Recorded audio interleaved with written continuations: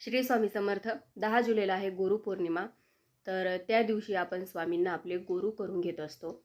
तर स्वामींसमोर बसायचं, त्यांच्या मूर्तीवर 3 पळ्या पाणी टाकायचं, ते तीर्थ आपण प्राशन करायचं. त्याचबरोबर हातामध्ये श्रीफळ, खडी साखर किंवा काहीतरी गोडाची मिठाई, दक्षिणा आपण त्या हातामध्ये घेऊन बसायचं आणि स्वामींना एक प्रार्थना करायची.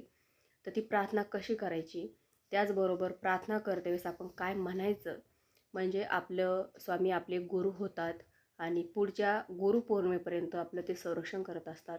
पावलोपावली आपल्याला ते साथ देत असतात. अडचणीतून आपल्याला ते बाहेर काढत असतात. आपला योगक्षेम ते चालवत असतात. त्याच्यामुळे 12 महिने आपल्याला गुरूंची साथ आपल्याला मिळत असते. गुरुबळ आपलं मजबूत होत असतं. तर पूर्ण डिटेल माहिती चॅनलवर आहे. ह्या व्हिडिओच्या खाली त्याची लिंक देते.